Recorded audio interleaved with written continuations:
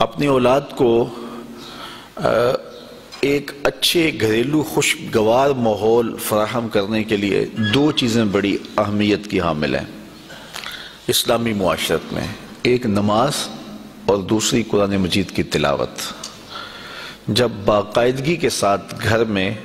اوقات الصلاۃ پہ نماز پڑھی جائے گی اور روزانہ صبح اور شام کو قرآن مجید کی تلاوت معمول کے ساتھ ہوگی،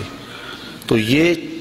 آپ کر کے دیکھیں تو اس کا نتیجہ، یا جو لوگ کرتے ہیں وہ عملاً اس کا نتیجہ دیکھتے ہیں کہ ان کی اولادیں صالحیت کی طرف مائل ہوتی ہیں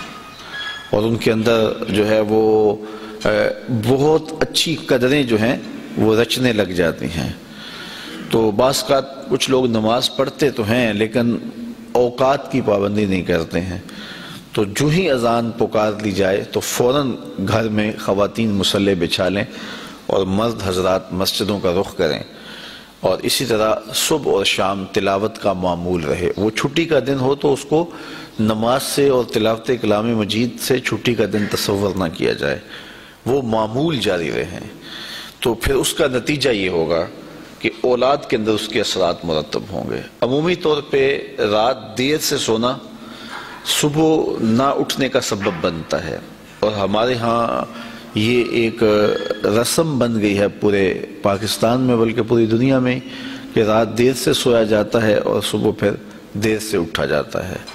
تو صبح کے وقت جو آکسیجن ملتی ہے بچے اس سے بھی محروم ہوتے ہیں، وہ سستی ان کے بدن سے پھر نکلتی نہیں ہے سارا دن۔ دوسری یہ ہے کہ صبح کے وقت خاص انوار پھوٹتے ہیں۔ اللہ تعالیٰ نے بھی صبح کے وقت کی قسم کر کے کہا وَالصُّبْحِ إِذَا تَنَفَّسَ، قسم ہے صبح کی جب وہ سانس لیتی ہے۔ تو صبح میں کچھ ہے، اور حضور علیہ السلام نے صبح کے کاروبار میں برکت کی دعا بھی کی ہے کہ اللہ میری امت کے اس صبحوں میں برکتیں ڈال دے، تو جو کام صبح صبح کیے جاتے ہیں اس میں برکتیں ڈال دی جاتی ہیں۔ تو عموماً وہ وقت اگر غفلت میں گزر جائے اور سو کے گزر جائے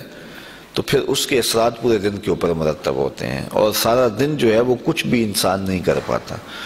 تو اپنے بچوں کو سحر خیزی کی اگر عادت ڈالیں اور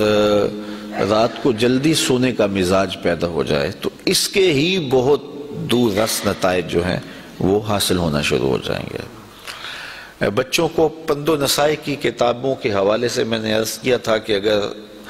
پن نامہ یتار اگر ان کو پڑھایا جائے، یہ شیخ فرید الدین علیہ رحمہ کا ہے اور بڑی حکمت سے انہوں نے لکھا ہے۔ علامہ عبدالعلی میرٹھی کی کتاب تھی بہار شباب، وہ ہم جب بلوغت کی عمر میں قدم رکھتے تھے تو ہمارے بزرگ ہمیں دیتے تھے، شاید آپ کو بھی یاد ہو۔ تو وہ کتاب بالخصوص جب بچے بلوغت کی عمر میں پہنچے تو ان میں بالغوں کے حکام ہیں، اور جو کوتاہیاں بلوغت کے بعد سرزد ہوتی ہیں ان کے نقصانات خاص طور پہ بیان کیے گئے ہیں۔ تو وہ کتاب بھی اپنی نوعیت کی اہم کتاب ہے، اور جس کو پڑھنے کے بعد جو ہے وہ بہت زیادہ فوائد مرتب ہو سکتے ہیں۔